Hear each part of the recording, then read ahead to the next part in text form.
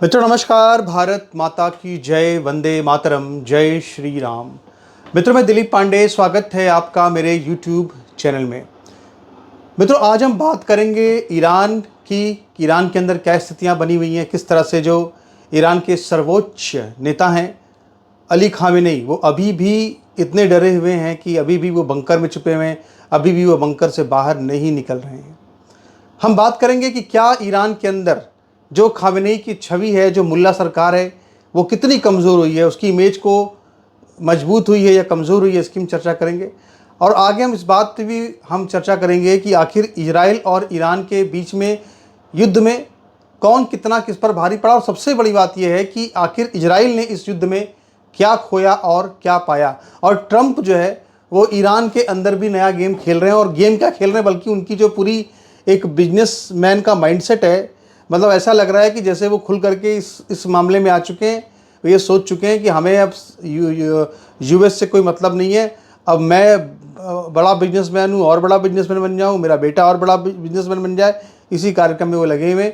इसकी चर्चा भी हम करेंगे। तो सबसे पहले हम शुरुआत करते हैं कि आखिर खामेनेई इस वक्त क्या कर रहे हैं। तो मित्रों ये जो 12 दिन का पूरा युद्ध चला, लगभग 2 हफ्ते बीत गए, 14 दिन हो गए, और अभी भी जो खामेनेई हैं वो एक सीक्रेट बंकर में छुपे हुए हैं। और उनको इजराइल का इतना डर है, उनको इजराइल की खुफिया एजेंसी मोसाद का और अमेरिका के सैटेलाइट्स जो हैं उनका इतना डर है कि अभी तक भी खामेनेई युद्ध विराम होने के बाद भी अपने बंकर से, अपने सीक्रेट बंकर से बाहर अब तक नहीं आए हैं। और आप सोचिए कि ये घबराहट भी कितनी बड़ी थी कि उनका कोई भी शीर्ष अधिकारी खामेनेई के संपर्क में ही नहीं था। यानी कि खामेनेई ने सब तरफ से अपने संपर्क तोड़ दिए थे, इसलिए क्योंकि वो इस बात को जानते थे कि अगर कोई भी संपर्क रहता है सैटेलाइट के थ्रू, या कोई सैटेलाइट फ़ोन के थ्रू, या मोबाइल फ़ोन के थ्रू, या किसी पेजर के थ्रू, तो इजराइल का रिकॉर्ड ऐसा रहा है कि अगर उसे एक भी लोकेशन ज़रा भी मिल गई तो आप समझ लीजिए कि वो काम तमाम करने में माहिर है। यही वजह है कि पूरी तरह से वो पूरे अपने शीर्ष अधिकारियों से, देश से, सबसे कट करके खामेनेई छुपे हुए थे। और अभी भी खामेनेई बंकर से अपने बाहर निकलने को तैयार नहीं है, जबकि नेतन्याहू तो खुले में घूम रहे हैं, आप देख ही रहे हैं। सबसे जो बड़ी इसमें हमें बात ये नज़र आती है, और वो ये नज़र आती है कि ये युद्ध विराम हुआ कैसे। ये युद्ध विराम कतर ने कराया है, जो कि एक मुस्लिम देश है। यानी कि एक मुस्लिम देश इस पूरे युद्ध विराम को करवाने में शामिल था। इसके बाद भी कतर पर भी खामेनेई को विश्वास नहीं है। अगर विश्वास होता तो अब तक वो अपने बंकर से बाहर निकल आए होते। जो ईरान के लोग हैं, जो ईरान के शीर्षस्थ लोग हैं, उनकी खुफिया एजेंसी है, उन्होंने साफ साफ कह दिया है कि चूँकि नेतन्याहू ने ये कहा हुआ है कि वो ईरान के सर्वोच्च नेता खामेनेई को मार देंगे, उनकी हत्या कर देंगे, और यही वजह है कि वो ज़रा भी इजराइल पर भरोसा करने को अभी भी तैयार नहीं है। दूसरा, ईरान ने जिस तरह से लगभग 40 लोगों की मौत की है, 40 लोगों को मारा है इजराइल के अंदर, तो जाहिर सी बात है कि इजराइल कभी भी अपना जो बदला है वो लेता है। तो इसलिए भी खामेनेई अभी भी बंकर के अंदर हैं, बंकर से बाहर अभी तक नहीं निकले हैं। हाँ, आज उन्होंने एक्स से एक पोस्ट ज़रूर लिखा है, और उस पोस्ट में खामेनेई ने ये लिखा है कि दरअसल उन्होंने एक तो ये कहा कि हम ईरान के लोगों को इस युद्ध की विजय की शुभकामनाएं देते हैं, बधाई देते हैं, मुबारकबाद देते हैं। दूसरी महत्वपूर्ण बात उन्होंने ये लिखी है कि इजराइल तो बहुत बुरी तरीके से पिट रहा था, इजराइल तो बुरी तरीके से हार रहा था, ये अमेरिका था जो कि इजराइल को बचाने के लिए आया। तो अब एक तो हमने यहाँ पे सारा कुछ देखा कि आखिर खामेनेई की स्थिति अभी क्या है। दूसरा, हम एक चीज़ ये देख रहे हैं कि ईरान के अंदर जो छवि है खामेनेई की, जो मुल्ला सरकार की, इस्लामिक रिवॉल्यूशन की जो एक इमेज बनी है, उस इमेज को एक बहुत बड़ा डेंट लगा है। उसकी वजह क्या है कि तेहरान समझ लीजिए आधा खाली हो गया, तेहरान से लोग भागने लगे, लोग अपने आप को बचा नहीं पाए, 700 लोग मारे गए लगभग, आप सोचिए। और सबसे बड़ी बात ये कि जो टॉप कमांडर्स थे, जो टॉप साइंटिस्ट थे ईरान के, उनको सबको मार दिया गया। तो इससे ईरान की सरकार के अंदर भी खामेनेई के प्रति एक भयंकर आक्रोश फैल चुका है। ऐसा नहीं कि ये आक्रोश सिर्फ वहाँ के आम लोगों के अंदर है, बल्कि जो खामेनेई की सरकार चल रही है, उनकी सरकार के अंदर भी जो लोग हैं, उनके अंदर भी एक बगावत की सुर है। और ये हम इसलिए कह रहे हैं क्योंकि कोम, जहाँ से कि खामेनेई स्वयं आते हैं, जो कि ईरान की धार्मिक शिक्षा का सबसे बड़ा केंद्र भी है, वहाँ पे तमाम धार्मिक लोग रहते हैं ईरान के, और सबसे बड़ा पावर सेंटर भी है वो वहाँ का, और वहाँ का एक इस्लाम का सेंटर भी है। तो कुछ ऐसे भी अधिकारी थे ईरान के जो कि कोम जा कर के वहाँ के धार्मिक नेताओं को इसलिए तैयार कर रहे थे कि खामेनेई को हटा दिया जाए। और उनका कहने का मतलब ये दरअसल था, वो ये कहना चाहते थे कि आखिर हम इजराइल से दुश्मनी मोल लेकर के दुनिया में गरीबी में क्यों जी रहे हैं, हम क्यों दुनिया में कट गए हैं, इसलिए कि हम इजराइल को ख़त्म करना चाहते हैं। अगर हम अपनी इस विचार को छोड़ दें तो हमारे साथ कोई दिक्कत नहीं है, हम आराम से पूरी दुनिया पे हम भी अच्छा काम कर सकते हैं, सही तरीके से रह सकते हैं।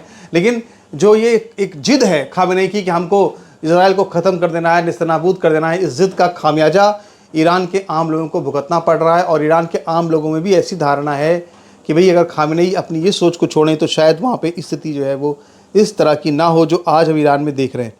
तो एक हम यहाँ पे देखते हैं कि 40 साल से जिस विपक्ष को पूरी तरह से खामेनेई ने ख़त्म कर दिया था या मुल्ला सरकार ने ख़त्म कर दिया था, आज कहीं ना कहीं वो जो विपक्ष है वो एक बहुत ही मजबूत स्थिति में कहें या कहें कि अंदर अंदर एक बगावत सी वहाँ पे काफ़ी हद तक एक पनपती हुई नज़र आ रही है।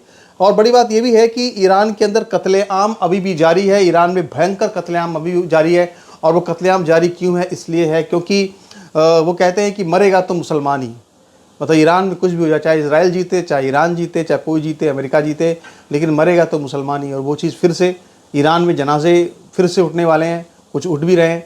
हो ये रहा है दरअसल मित्रों वहाँ पे कि वहाँ पे 700 मुसलमानों को, 700 लोगों को ईरान के पकड़ा गया है इजराइल की जासूसी के लिए। इन 700 लोगों को ईरान फांसी पर लटकाएगा और इसके अलावा 3 लोगों को तो फांसी पर लटका भी चुका है वो। तो आप समझ लीजिए कि ईरान अब इस जो खींच अपनी है, जो उसकी 600-700 मौतें हुई हैं जो कि मुसलमान वहाँ मारे गए, वहाँ भी इजराइल ने भी क्या किया, मुसलमानों को ही मारा ईरान में, 600-700 लोग मारे गए उनके। और अब आप सोचिए कि 700 और भी मुसलमान मारेगा, जासूस जो थे इजराइल के 1400 हो जाएंगे कुल मिला के, पूरी जो रिजल्ट आएगा।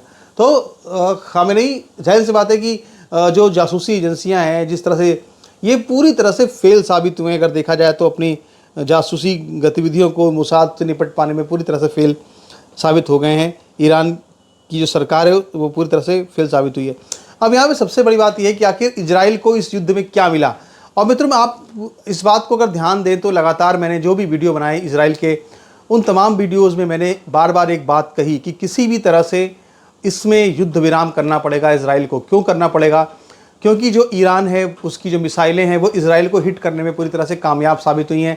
और अब इजराइल को एक पूरा का पूरा एक ऐसा एयर डिफेंस दोबारा से अपने समीक्षा करनी होगी, विचार करना होगा, जो कि जो ईरान की हाइपरसोनिक मिसाइलों को कम से कम वो ख़त्म कर सके, या उसकी जो बैलिस्टिक मिसाइल टेक्नोलॉजी है उसका कोई तोड़ निकाल सके। क्योंकि 25% जो मिसाइलें ईरान की थी वो इजराइल पे जाके फट रही थी और इससे इजराइल में लोग मर रहे थे और काफ़ी ज़्यादा नुकसान वहाँ पे हो रहा था इजराइल का।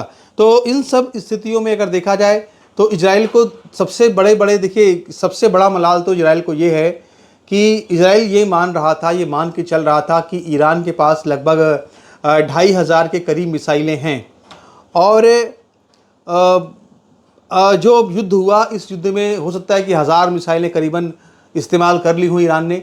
तो अभी भी ये बात लग रही है साफ साफ कि 1500 मिसाइलें इस वक्त भी ईरान के पास हैं और इजराइल जानता है कि 1500 मिसाइलें अभी भी इजराइल के लिए ख़तरा बन सकती हैं। बड़ी बात यह है कि जो ईरान का पूरा एक प्रोग्राम है मतलब मिसाइलों को लेकर के, वो और तेज़ होगा क्योंकि उसकी मिसाइलें एक प्रूफ हो चुकी हैं कि वो अच्छा काम किया उन्होंने, तो वो उसको और तेज़ी से डेवलप करेगा और उस पर तेज़ी से वर्क करेगा और उनका प्रोडक्शन बढ़ाएगा।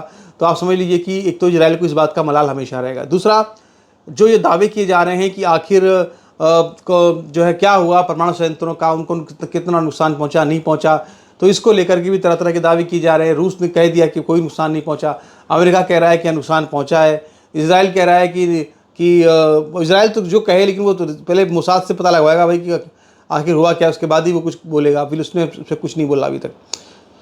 तो आप ये समझ लीजिए कि कुल मिलाकर के सबसे बड़ी जो महत्वपूर्ण बात यह है कि अभी भी कहीं ना कहीं युद्ध की जो गुंजाइश है वो लगातार बनी हुई है। कभी भी ये सीज़ फायर टूट सकता है, कभी भी बड़ा युद्ध शुरू हो सकता है।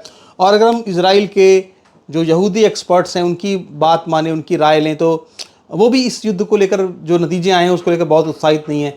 देखिए 1967 का जो वॉर था और 2025 का जो वॉर था, ये दोनों वॉर जो है इजराइल ने लड़े थे। 1967 का जो वॉर था वो 6 डे वॉर था और 2025 यानी इस साल का जो वॉर था ये 12 डेज़ यानी 12 दिनों का युद्ध था। और इन दोनों युद्धों की तुलना करें तो 6 दिनों के युद्ध में जो 1967 में जो कामयाबी इसराइल को मिली थी वैसी कामयाबी इसराइल को ईरान के खिलाफ नहीं मिल सकी। जबकि जब 1967 में जब युद्ध हुआ था तो उस वक्त जो है 6-7 मुस्लिम देशों ने अटैक किया था, फिर भी उसके बाद भी जो इसराइल था वो उन पर बहुत अच्छी तरह से विजय प्राप्त की और बड़े इलाके पर कब्जा भी कर लिया इन दुश्मनों के।